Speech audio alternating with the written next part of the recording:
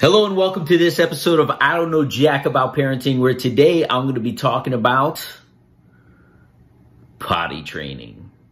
So the big question is this: how are parents like us, who don't have a manual, who are doing the best we can, who feel as though we aren't enough, how are we going to raise healthy, happy children who we are proud of and still keep our sanity in that process? That's the question, and this podcast will give you the answers. My name is Ryan Roy, and welcome to I Don't Know Jack About Parenting, a podcast for parents who are being real with themselves. Hello and welcome back to this episode of I Don't Know Jack About Parenting, where today I'm going to be talking about potty training, most specifically a boy. And as I always like to tell you guys where I come with these ideas, I want to thank Mr. Andrew Dawson, who listens to the podcast often. He reached out to me and he's like a big fan of the website and the podcast. So thank you, Andrew. And he says, he has a 2-year-old boy and he wanted to know my perspective on what you need to do to potty train. And as a new 2-year-old boy, I would say it may be a little bit too early. Now you can go and read, for those of you out there wondering, what is the norm? I don't know that there is a norm. I think each household has its own individual perspective on it, depending on whether or not they're in daycare, if mom's home, if dad's home, if there's 2 working parents and there's a grandmother involved, or just people. It takes time, energy, effort, dedication, and most importantly, consistency to get your child to be properly potty trained. Now, when I did this with my first child, I remember introducing it to Christian, and as I think any dad, and I kind of responded to Andrew in an email, I think as a dad, we want our kids to be super independent, and I started reading that some kids could be fully potty trained as early as like 18 months, and I was like, whoa, that's going to be my kid. And then I quickly realized that you need to put in time, energy, and effort at 6 months in order for that to happen. So what I said to Andrew and what I'll say here is, look, because his main question was, hey, how do I even go about this? Do I show him what I'm doing? Do I just talk to him? And kids at 2 years old, you can't just tell them what to do. They need to see it. They need to be a part of it. So I've been doing this forever with my 2-year-old, and I literally had this discussion with my wife just a few days ago. I was like, how old was Christian when he was officially like potty trained? And he was 3 because he was going into another classroom at his school where they potty train. So Jaden right now, every day, multiple times a day, they line up in the bathroom and they all go on the potty. He never goes on the potty, right? It's just that simple. He pees in his diaper. They're introducing it to him for the last 6 months. But unfortunately, we don't do that practice at home. Look, I'm just being transparent. It's not in the forefront of our minds. And we're going gauged off of what our other son did, which he was 3. But we introduced it to him at home around this time, which is our goal in this household, is for us to introduce it to Jaden come the new year. And we're in the middle of December right now, or early December. So that's where we're going to start introducing. Now, I've been introducing him.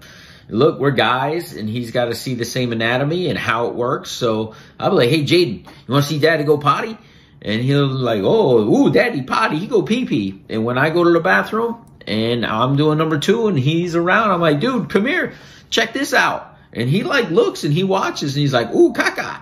And I'm like, yeah, that's caca. And then I'm like, and then I show him how I wipe. And then I'm like, caca goes bye-bye. And I hit the toilet and then we're out of there. But he's understanding that's where caca goes, right? Soon, I'll start taking his diaper if it's a solid one, and say, look, your caca's got to go in the toilet too. And I'll dump it in there.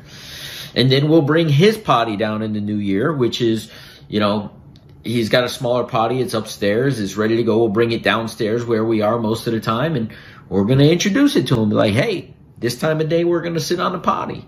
Daddy's going to sit. You're going to sit. Then we're going to use the Cheerio idea. And M&M, there's an episode about M&Ms. I don't know what it is. Probably way back, pre-100 episodes, where I probably talk about incentivizing your kids rewarding the behavior we desire, and we desire for them to use the potty at some point. And what worked for me, and I hope it works this second go around, is my son loved M&Ms. And we told him, listen, if you use the potty to go number one, to go pee-pees, you are going to get an M&M every time you go. That kid peed 5 times a day, 6 times a day. Dad, I need an M&M. I went potty. Look, shh.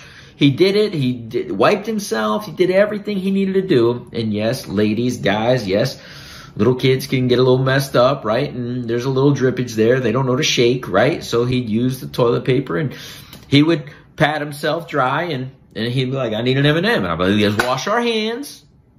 And we wash his hands, and boom, he'd get an M&M. And I told this to Andrew, and I hope you got a kick out of this, because he would still poop his pants.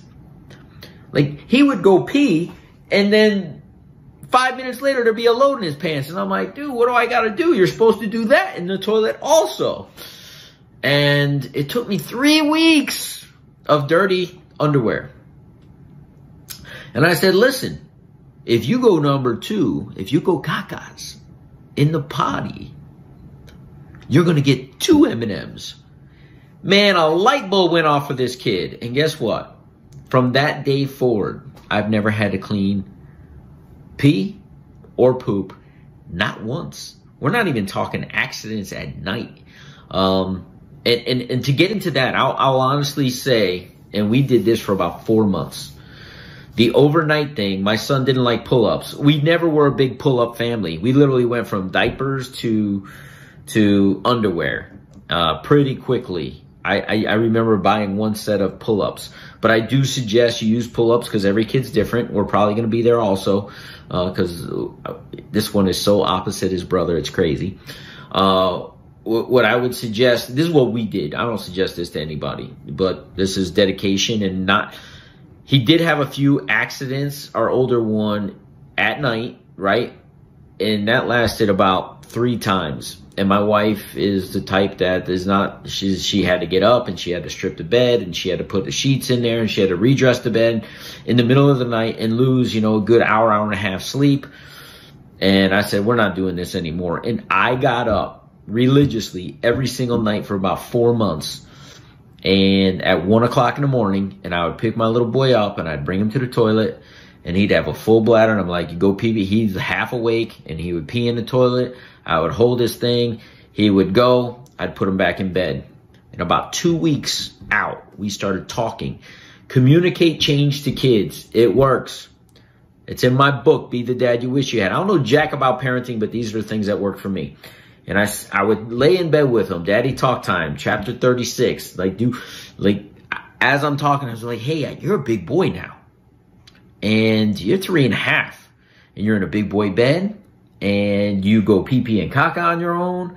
And we get up in the middle of the night. We don't need to do that. What we're going to start doing is we're going to get up. Before you come into bed, we're going to make sure you go to the bathroom.